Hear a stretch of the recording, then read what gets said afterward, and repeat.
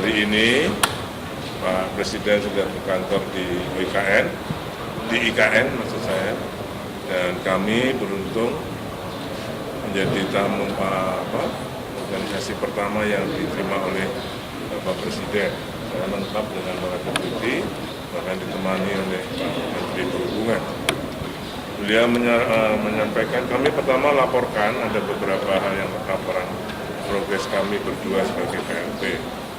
Dan beliau menanggapi dan memberikan arahan fokusnya. Pertama, utamakan partisipasi masyarakat, khususnya dalam penataan IKN ini.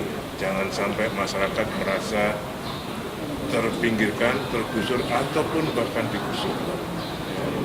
Kayak kami ada deputi kemasyarakatan ini, itu nanti dalam rangka menata kawasan di sekitar IKN ini, utamakan partisipasi masyarakat.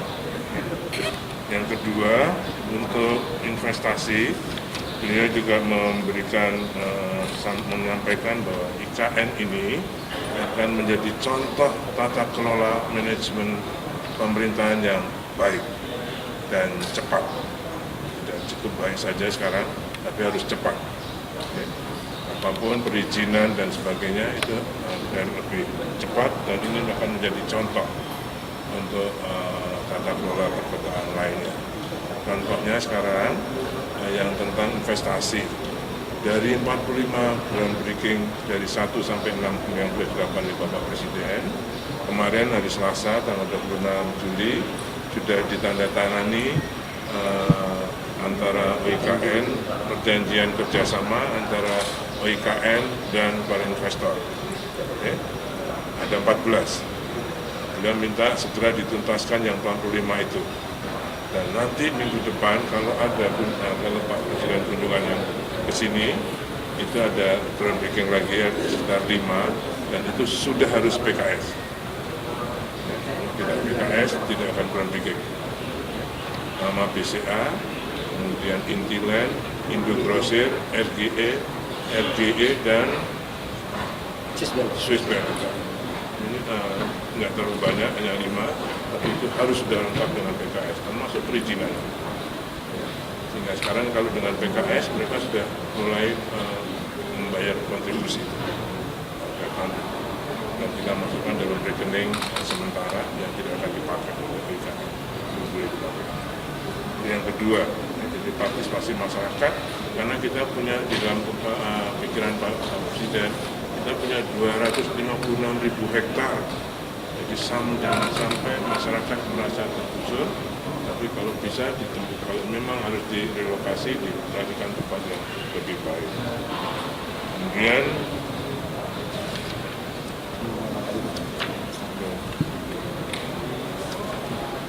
untuk ada yang namanya BUMO, Badan Usaha Milik Otorita, itu kita difokuskan untuk melakukan kegiatan yang mendukung menciptakan keramaian kota ini. Misalnya bioskop, teater, terus pemanfaatan infrastruktur yang sudah dibangun di gerai-gerai atau ruang-ruangan yang di bawah kantor-kantor Kemenko di sumber kebangsaan akan dimanfaatkan untuk retail. Itu dikelola oleh misalnya kebun binatang, atau yang mulai yang kebun binatang itu ditugaskan sudah lebih jelas. Hari ini Pak Presiden sudah berkantor di IKN maksud saya, dan kami beruntung menjadi tamu organisasi pertama yang diterima oleh Bapak Presiden. Saya lengkap dengan para deputi, bahkan ditemani oleh Pak Menteri Perhubungan. Beliau menyampaikan, kami pertama laporkan ada beberapa hal yang laporan progres kami berdua sebagai PLT. Dan beliau menanggapi dan memberikan arahan fokusnya. Pertama, utamakan partisipasi masyarakat, khususnya dalam penataan IKN ini. Jangan sampai masyarakat merasa terpinggirkan, tergusur, ataupun bahkan digusur. Kayak yang kami ada Deputi Kemasyarakatan ini itu nanti dalam rangka menata kawasan di sekitar IKN ini utamakan partisipasi masyarakat. Yang kedua, untuk investasi, beliau juga menyampaikan bahwa IKN ini akan menjadi contoh tata kelola manajemen pemerintahan yang baik dan cepat. Tidak cukup baik saja sekarang, tapi harus cepat. Apapun perizinan dan sebagainya itu akan lebih cepat, dan ini akan menjadi contoh untuk tata kelola perkotaan lainnya.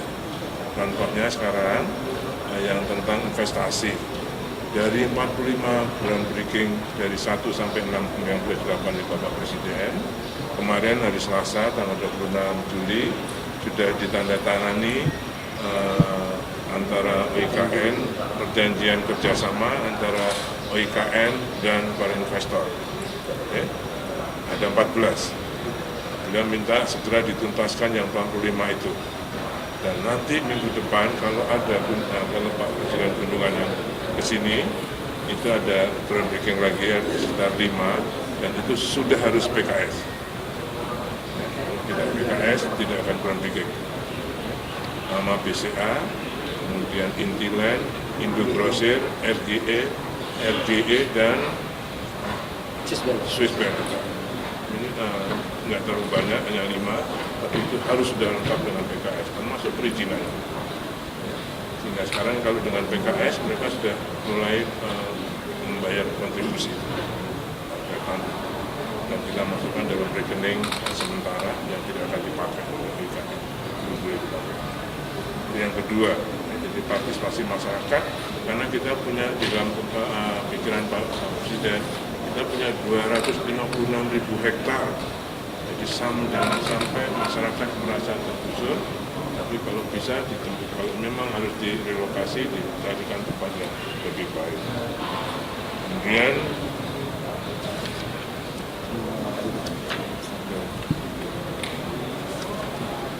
untuk ada yang namanya BUMO, Badan Usaha Milik Otorita, itu kita difokuskan untuk melakukan kegiatan yang mendukung menciptakan keramaian kota ini. Misalnya bioskop, misalnya teater, terus pemanfaatan infrastruktur yang sudah dibangun di gerai-gerai atau ruang-ruangan yang di bawah kantor-kantor Kemenko di sumber kebangsaan akan dimanfaatkan untuk retail. Itu dikelola oleh tadi. Misalnya kebun binatang, ada yang mulai yang kebun binatang itu ditugaskan oleh